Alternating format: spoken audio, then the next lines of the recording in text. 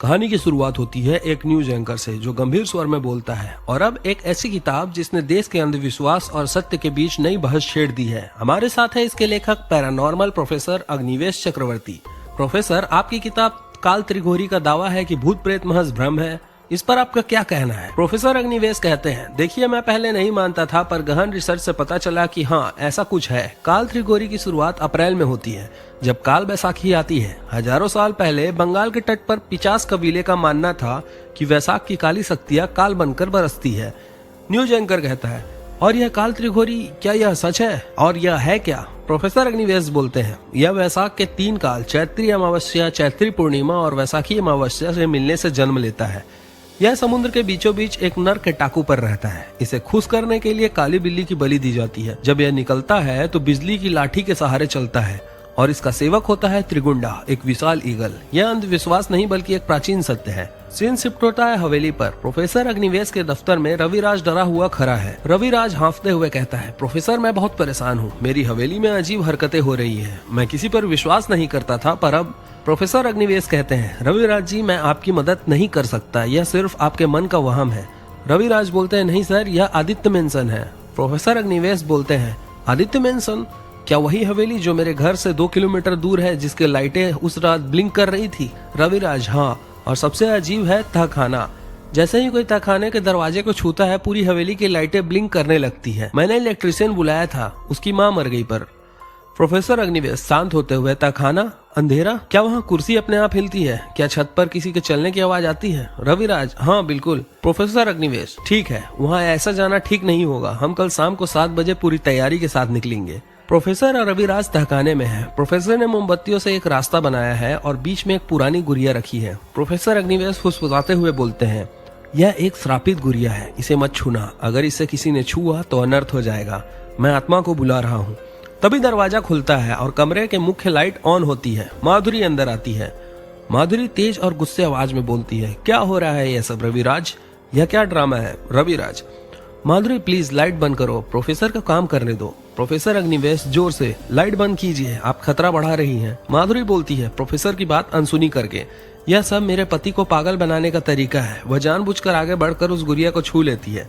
लो, मैंने छू लिया, अब क्या होगा? कुछ नहीं होगा। वह प्रोफेसर को वहाँ से चले जाने के लिए कहती है। प्रोफेसर हताश होकर अपना बैग उठाते हैं। गुड़िया उसके बैग में फिसलकर कमरे में गिर जाती है। प्रोफेसर अग्निवेश रविराज को अपने दफ्तर में समझा रहे हैं। प्रोफेसर अग्निवेश, चैत्र अमावस्या कल से शुरू हो रही है। माधुरी की जान खतरे में है, तुम्हें यह करना होगा। यह काली बिल्ली, यह आत्माओं का भोजन होती है और हर आत्मा को देख सकती है। तुम्हें इसे मेन चौखट पर एक पैर अंदर रखते हुए ताबीज पहनानी होगी। एक बार अगर ये अंदर गई तो इसे हर हाल में बाहर मत निकलने देना। जब तक बिल्ली अंदर है, तुम सब सुरक्षित रहोगे। रविराज घर जाता है और वैसा ही करता है। माधुरी फिर झगड़ा करती है। माधुरी गुस्से में बोलती है, मुझे तुम्हारी किसी बात पर विश्वास नहीं है, तुम बस अंधविश्वास फैला रहे हो। मैं इस घर को बेच दूंगी। अगले दिन 1 अप्रैल, पुलिस और डॉक्टर मनोज हवेली पर है। इंस्पेक्टर मांझेरकर संदेह में बोलते हैं, रस्सी, पंखा साफ है कि यह आत्महत्या है, लेकिन मिसेस रविराज, मुझे आप पर शक है। डॉक्टर मनोज इंस्पेक्टर को रोकते हुए बोलते हैं कि इंस्पेक्टर साहब, मैं रविराज और माधुरी का पारिवारिक मित्र हूँ। मैं पुष्टि करता हूँ यह आत्महत्या है। बेवजह किसी पर इल्जाम न लगाए। रविराज अचानक पीछे हंसते हुए, अप्रैल फूल। इंस्पेक्टर भड़क जाता है, लेकिन रविराज उसे कोने में ले जाकर पैसे देता है। इंस्पेक्टर चला जाता है। मनोज माधुरी से बोलता है, रविराज तुम्हें बहुत प्यार करता है। फिर माधुरी बोलती है, प्यार? मेरी शादी पहले आदित्य से हुई थी, जो एक दुर्घटना में मर गया। रविराज मेरी प्रॉपर्टी के लिए आया है।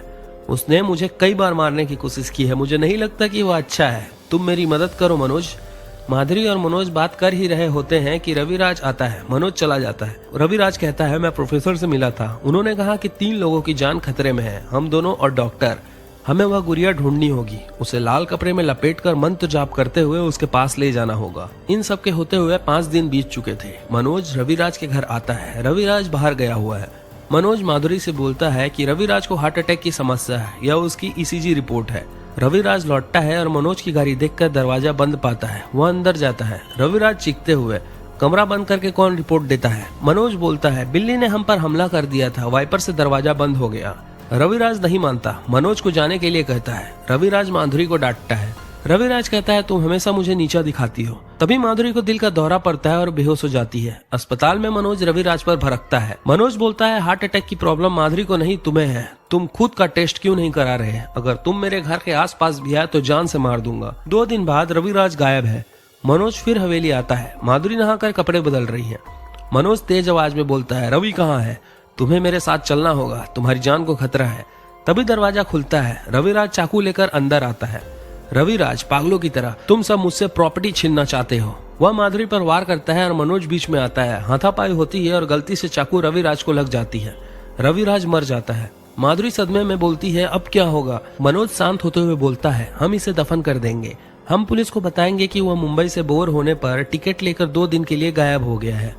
माधुरी पुलिस को बताती है। इंस्पेक्टर हंसकर चला जाता है। चैत्र पूर्णिमा की रात माधुरी अकेली है। वह मनोज को कॉल करती है। माधुरी डर के मारे रोते हुए मनोज वह वापस आ गया है, मैंने रवि के भूत को देखा है। उसके चलने की वैसी ही आवाज आ रही थी जैसी पहले आती थी। मनोज फोन पर शांत था। तुम्हारा वहम होगा माधुरी, रवि का भूत नहीं हो सकता। फोन कटता है। रविराज का भूत माधुरी के सामने आता है। उसकी आंखें खुली की खुली रह जाती है। उसे हार्ट अटैक आता है और वह मर जाती है। मनोज कमरे में आता है। रविराज उठता है, वह जिंदा है।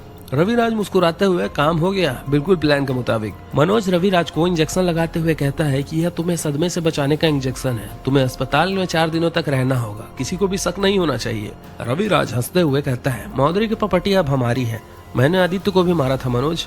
मनोज रविराज को इंजेक्शन देता है। रविराज बेहोश हो जाता है। यह रविराज और मनोज का प्लान नहीं था। मनोज शुरू से ही माधुरी के साथ था। रविराज की ईसीजी रिपोर्ट झूठी थी। वह हार्ट अटैक का पेशेंट था, माधुरी नहीं। 4 दिन बाद अस्पताल में रविराज को होश आता है। रविराज मनोज से फुसफुसाते हुए बोलता है मनोज मुझे माधुरी के सपने आ रहे हैं, वो मुझे परेशान कर रही है। इंस्पेक्टर पूछताछ के लिए आता है और मनोज उसे भगा देता है। रविराज और मनोज हवेली जाते हैं। मनोज कहता है डरो मत, पोस्टमार्टम रिपोर्ट में साफ है माधुरी की मौत हार्ट अटैक से हुई है। वे हवेली में घुसते हैं। रविराज सीढ़ियों पर कुछ देखकर डर जाता है। वे कमरे में आते हैं। बिल्ली गायब है। रविराज को अलमारी के नीचे श्रापित गुड़िया मिलती है। रविराज घबरा कर बोलता है बिल्ली गायब है और यह गुड़िया, हमें पहले गुड़िया प्रोफेसर को देनी होगी। रविराज गुड़िया को अलमारी में बंद कर देता है और बाहर जाता है। जब वे लौटते हैं गुड़िया अलमारी से निकलकर बाहर है। तहखाने का दरवाजा खुला है और कुर्सी पास आ चुकी है। रविराज प्रोफेसर को कॉल करके बोलता है सर मैंने गुड़िया छू ली है। प्रोफेसर अग्निवेश तुमने ये क्या कर दिया? अब तुम हवेली से बाहर नहीं निकल सकते, बिल्ली के साथ रहो। रविराज मनोज को प्रोफेसर के पास भेजता है और उसे मंत्र वाली पेन ड्राइव देता है। मनोज रास्ते में पेन ड्राइव सुनता है और अजीब आवाजों से डर कर गुड़िया को जंगल में फेंक देता है। यह सबसे बड़ी गलती थी। मनोज वापस हवेली में भागता है। बिल्ली दरवाजे के बाहर निकल जाती है। मनोज हाँफते हुए रवि, माधुरी की आत्मा मेरे पीछे पड़ी है। वे तहखाने में भागते हैं। वे देखते हैं कि त्रिघोड़ी ने बिल्ली को खा लिया है।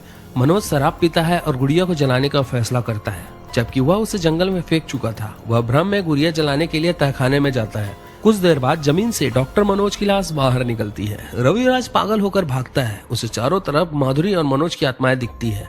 रविराज को डर के मारे हार्ट अटैक आता है और वह वहां मर जाता है। माधुरी और मनोज उठते हैं। वे जिंदा हैं। माधुरी ठंडी और सपाट आवाज में बोलती है रवि ने खुद कबूल किया कि उसे आदित्य को मारा था और उसकी मौत हार्ट अटैक से हुई। हमारा प्लान सक्सेसफुल रहा। मनोज खिड़की की तरफ देखता है। खिड़की के बाहर उसे दिखता है आसमान से नरमुंड बरस रहे हैं। माधुरी हंसते हुए यह तुम्हारा वहम है मनोज। मनोज डर से कांपते हुए बोलता है बिल्ली को त्रिघोरी खा चुका है, वह यहाँ आ गया है। कहानी यहीं पर समाप्त होती है। काल त्रिघोरी अब हवेली पहुंच चुका है। आई होप आपको ये कहानी पसंद आई होगी, तो सब्सक्राइब करना बिल्कुल मत भूले। इसका पार्ट 2 आते ही हम इसका भी एक्सप्लेनेशन सबसे पहले यहीं लाएंगे।